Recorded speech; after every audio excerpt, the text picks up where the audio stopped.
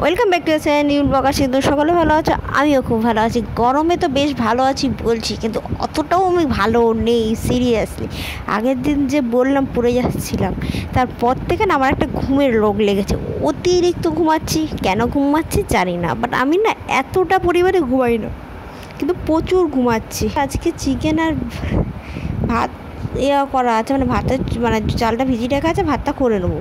Chicken করছি গরমে। এই চিকেনের একটা স্পেশালিটি আছে আজকে, সেটা কিন্তু তোমরা ফেসবুক পেজের ভিডিওটা দেখতে পাবে, রান্নার ভিডিওতে সেটাতে আমি দিয়ে দিয়েছি। দুপুরে একটুখানি পাওয়ার ন্যাপ নিয়ে নিয়েছিলাম, খাওয়া দাওয়া করে বই দেখতে দেখতে ঘুমিয়ে পড়েছিলাম আমি।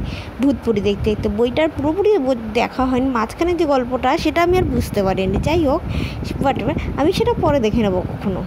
কিন্তু এই যে রাত্রিবেলা এসি রান্নাবান্না করতে, কী রান্না করবো জানো?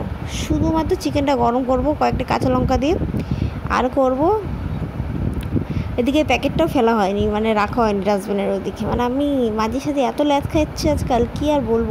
আমার বর বলছে তবে নাকি সারা গরমটা ঘুমিয়েই কাটিয়ে গেল। এখন সারা গরম এলো, সবে বৈশাখ মাস, জ্যৈষ্ঠ মাস পড়বে, গরম তো পড়বে আরও, জানাই কথা। এখনও সারা গরম আসেনি, মানে সারা গরম কাটেনি গ্রীষ্মকাল, এটা তোকে বুঝতে হবে। কিন্তু সে বুঝতেই না, আমার পেছনে লেগে যাচ্ছে। যাই হোক, এখন তো করবো আমি রুটি, আর আমার জন্য কিছু বানাবো না। একটা ব্রেড নিয়ে অল্প একটু চিকেন নিয়ে আমার খাওয়া হয়ে যাবে, কারণ আমি বিকালবেলা অল্প একটু খেয়েছি। খাওয়ার পর পেটটা গেছে ভরে, তুই জন্য খাবো না। আর যাই হোক, গরমে না জোর করে কেউ কিছু খেও না, অল্প অল্প করে খাওয়া দাওয়া করো, শরীর ভালো থাকবে, মন ভালো থাকবে। চলো টাটা, বাই বাই।